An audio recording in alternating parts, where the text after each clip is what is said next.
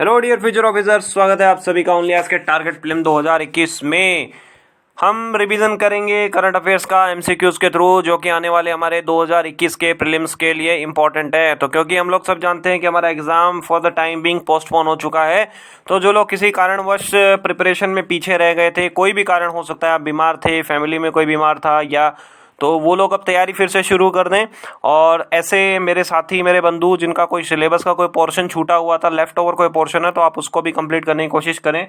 साथ ही साथ आप ओनली एज का टेलीग्राम चैनल भी ज्वाइन कर सकते हैं, ओनली एज नथिंग एल्स के नाम से। यहाँ पे आपको UPSC state PCS related requisite material मिल जाएगा, गाइडेंस मिल जाएगी। तो चैनल का नाम है ओनली एज नथिंग एल्स। आप खुद भी ज्वाइन कर सकते हैं, आप अपने साथी बंधुओं को ज्वाइन करने के लिए भी बोल सकते हैं।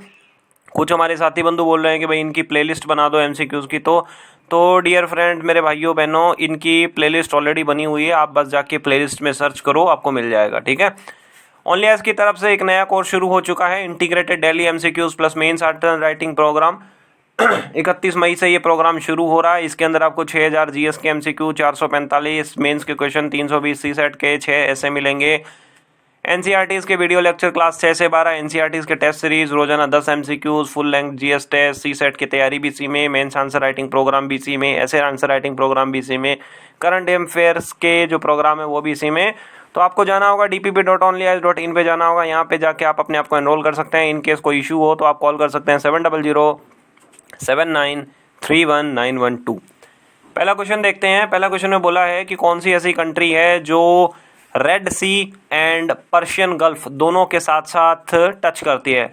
Yemen, United Arab Emirates, Saudi Arabia, none of the above. तो अपना जो सऊदी अरेबिया, जो किंगडम ऑफ सऊदी अरेबिया है, मोहम्मद बिन सलमान वाला देश, तो ये इधर रेड सी से भी टच करता है और इधर ये पर्शियन गल्फ से भी, पर्शिया की जो खाड़ी है उससे भी करता है। बाकी यमन की बात करें तो देखो, यमन तो यहाँ पे है, कहाँ से टच करेगा बेचारा।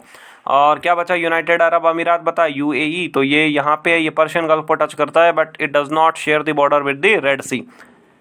सेकंड क्वेश्चन देखो, एमआरएनए के बारे में दिया है, मैसेंजर जो अपना आरएनए है उसके बारे में 3 स्टेटमेंट दिए हैं। देखिए क्वेश्चन थोड़ा साइंटिफिक है, थोड़ा टेक्निकल है, तो जो भाई बंधु जिनको साइंस की उतनी ज़्यादा, खासकर बायोलॉजी की उतनी ज़्यादा नॉलेज नहीं है, वो शायद इस क्वेश्चन को नहीं कर पाएंगे। इस क्वेश्चन के पीछे कुछ बेसिक अंडरस्टैंडिंग है, वो हमें पता होगी तो हम समझ सकते हैं कि ये क्या चीज़ है। देखो 2-3 इसमें कंसेप्ट हैं, छोटे छोटे समझो। पहला कंसेप्ट तो ये है कि वैक्सीन कैसे काम करती है। आजकल देश में पूरा चल रहा है कि भाई वैक्सीन वैक्सीन वैक्सीन, तो वैक्सीन कैसे काम करती है। देखो वैक्सीन में क्या होता है कि इनएक्टिवेटेड वायरस, मतलब ऐसे वायरस जो कि जिंदा तो हैं लेकिन बहुत एकदम ऑलमोस्ट वो डेड वायरस हैं, उनको बॉडी के अंदर एंटर करवाया जाता है, ठीक है। बॉडी क्या करती है, आइडेंटिफाई कर लेती है कि भाई मेरे शरीर में इस तरीके का कोई जो है वो इन्वेजन, कोई जो है वो बाहरी आदमी आ गया। बॉडी अपना अटैक करना शुरू कर देती है और उस वायरस को डिस्ट्रॉय कर देती है। अब क्या होता है, हमारी ये बॉडी है, इस मैकेनिज्म को याद रख लेती है। दोबारा कभी फिर से वैसा वायरस आया तो बॉडी को याद है कि मैंने लास्ट टाइम में क्या किया था। तो ये वायरस की मैकेनिज्म है। एक कंपनी है मॉडर्ना, उस कंपनी ने क्या किया है कि mRNA पे बेस्ड उसने एक वायरस, एक वैक्सीन बनाई है, मैसेंजर राइबोन्यूक्लिक एसिड में। देखो बॉडी के अंदर प्रोटीन की बहुत रिक्वायरमेंट होती है, ठीक है। विदाउट प्रोटीन बॉडी नहीं चल पाएगी, बॉडी में प्रोटीन का बहुत बड़ा रोल है। प्रोटीन कैसे बनता है देखिए प्रोटीन कैसे बनता है, मैसेंजर आरएनए होता है, ये मैसेज देता है बॉडी को कि भाई बॉडी तुम्हें प्रोटीन बनाना है, तब वो जाके प्रोटीन बनता है। ये हमारा सेल है। देखिए सेल को हम फाउंडेशन ब्लॉक, बिल्डिंग ब्लॉक कुछ भी बोल सकते हैं। सेल जो है हमारी बॉडी की सबसे छोटी यूनिट है। ये सेल है, इस सेल के अंदर न्यूक्लियस है, ठीक है। इसके बाहर जो है वो साइटोप्लाज्म है, साइटोप्लाज्म एक जेली जैसा सब्सटेंस होता है, और फिर जो है वो सेल वॉल होती है। देखिए न्यूक्लियस में क्या होता है, डीएनए पाया जाता है, ठीक है। और एक बॉडी के अंदर कौन कौन से जीन्स हैं, इन सब के बारे में जो इन्फॉर्मेशन है वो कोडेड रहती है। अब देखिए होता क्या है कि ये वैक्सीन जो है वो कैसे काम करती है, mRNA वाली वैक्सीन कैसे काम करती है। अब हमारा जो वायरस है, अब उस वायरस के अंदर या तो डीएनए होगा या उसके अंदर आरएनए होगा, ठीक है। अब चाहे उसके अंदर डीएनए है या उसके अंदर आरएनए है, ठीक है।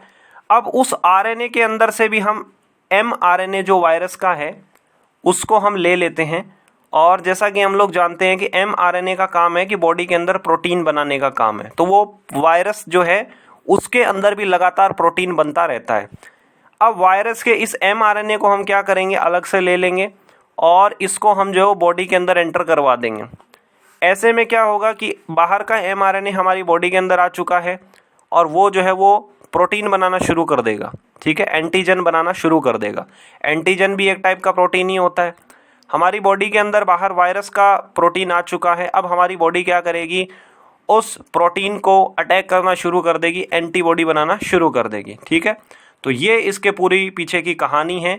और mRNA में क्या होता है कि RNA का एक वर्जन होता है और सेल का जो न्यूक्लियस होता है यहाँ से एग्जिट करता है और बाहर आके साइटोप्लाज्म पे ये प्रोटीन बनाना शुरू करता है, ठीक है। बाकी ये गोल्जी बॉडीज़ और ये सब अपने को नहीं पढ़ना है।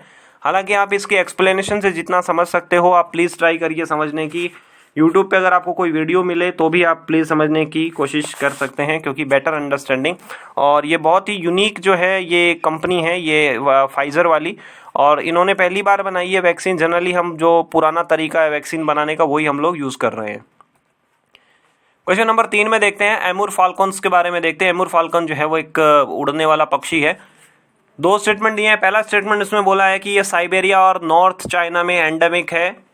दूसरा बोला है कि IUCN की रेड लिस्ट के अंदर इसको एंडेंजर्ड घोषित किया है। देखो, एमूर फाल्कन जो एक माइग्रेटरी स्पीशीज़ है, ये ठंडे इलाके साइबेरिया और नॉर्थ चाइना में पाया जाता है। और विंटर के टाइम क्योंकि साइबेरिया और नॉर्थ चाइना के अंदर जो टेम्परेचर वो -50 डिग्री, -40, -60 तक पहुंच जाता है। ऐसे में क्या करते हैं ये पक्षी जो है माइग्रेट करते हैं और इंडिया की तरफ आ जाते हैं। तो पहला बिल्कुल सही है। दूसरे की बात करें तो एंडेंजर्ड नहीं है, ये लीस्ट कंसर्न है। तो ऑप्शन नंबर ए सही हो गया हमने करेक्ट पूछा है, ठीक है। पहला करेक्ट है, दूसरा इनकरेक्ट है। ये देखिए, एमूर फाल्कन कुछ इस तरीके का होता है। नागालैंड के अंदर एक प्रॉब्लम ये थी कि नागा कुछ ट्राइब्स थी, स्पेशली जो लोथा वहाँ पे जो ट्राइब थी वो क्या करती थी, इन पक्षियों को जो है वो हंट करके मार लेती थी। बाद में अवेयरनेस फैलाई गई कि भाई आप ऐसा मत कीजिए, इनको नहीं मारा करो। तो फिर वो एमूर फाल्कन को जो है वो बाद में जो है वो प्रोटेक्ट किया जाने लगा। क्वेश्चन नंबर 4 में दिया हुआ है कि फूड प्राइसेस इंडेक्स के बारे में दिया है। हमें 2 स्टेटमेंट दिए हैं। पहला स्टेटमेंट हमें बोल रहा है कि food and agriculture organization FAO इसको रिलीज करता है। दूसरा बोला है कि it measures of the annual changes in the international prices of the basket of the food commodities. मतलब एक कोई बास्केट है, कुछ आइटम्स ले लेते हैं हम फूड के और उनके एनुअली प्राइसेस मेजर करते हैं, ठीक है। तो मान लीजिए कि वो बास्केट अभी 600 रुपये की हमें मिल रही है जो इंक्लूडेड है, और बाद में 1 साल बाद में वो हमें 660 की मिलने लगती है, तो हम बोल सकते हैं कि 10% महंगा हो गया है। बट यहाँ पे पहला स्टेटमेंट सही है, फूड प्राइस इंडेक्स जो है वो FAO ही रिलीज करता है। बट सेकंड वाला जो है ना वो गलत है, पार्शली ही सही है। एनुअल नहीं होता है, मंथली रिलीज किया जाता है। एक बास्केट होती है, उस बास्केट में आइटम्स हैं लाइक सीरियल हो गया, मीट हो गया, डेयरी हो गया और फिर अपना शुगर हो गया, इस तरीके कुछ आइटम है और उनकी प्राइसेस जो हैं वो मेज़र की जाती हैं मंथली बेसिस पे, ठीक है। और इन आइटम्स का वेटेज कैसे डिसाइड किया गया है कि भाई आपका 2014 से 2016 के बीच में वर्ल्ड वाइड एक्सपोर्ट में किसका कितना शेयर था, मीट का कितना था, डेयरी का कितना था, सीरियल्स का कितना, इतना, ठीक है। यहाँ पे आप हिंदी में देख पाओगे। क्वेश्चन नंबर 5 देखिए। 5 में एक हमें टाइगर रिजर्व के बारे में बताना है और उस टाइगर रिजर्व का हमें जो है वो डिस्क्रिप्शन दिया है। पहला बोला है कि ये जो बायोस्फीयर रिजर्व है वो यूनेस्को की ओर से एक जो प्रोग्राम चलता है man and biosphere program MAB, उसका एक हिस्सा है। दूसरा बोला है कि केन रिवर इस रिजर्व की लाइफलाइन है। तीसरा बोला है कि यहाँ पे 2000 साल पुरानी ओल्ड रॉक पेंटिंग्स भी पाई जाती हैं, ठीक है। 4 हमें ऑप्शन दिए ABCD, पन्ना, काना, सतपुड़ा।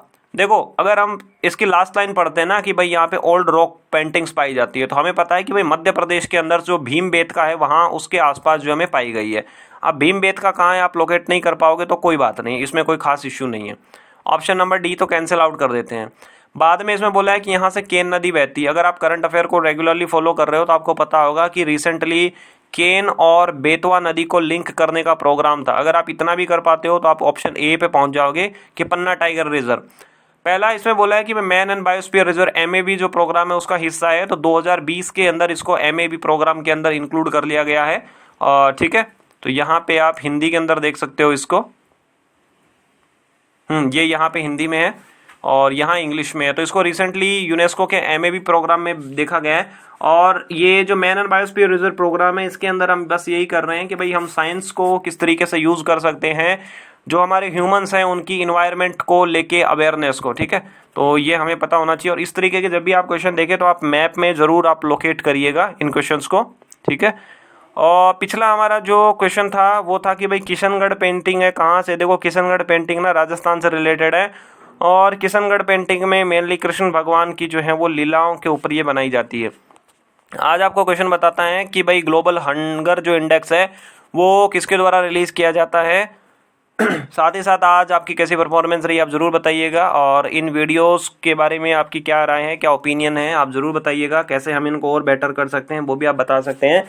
साथ ही साथ आप इन वीडियो को शेयर भी कर सकते हैं, लाइक कर सकते हैं, चैनल को सब्सक्राइब भी कर सकते हैं ताकि ज़्यादा से ज़्यादा विद्यार्थी इनका लाभ उठा सकें।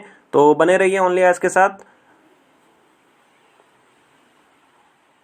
Hello dear future officers,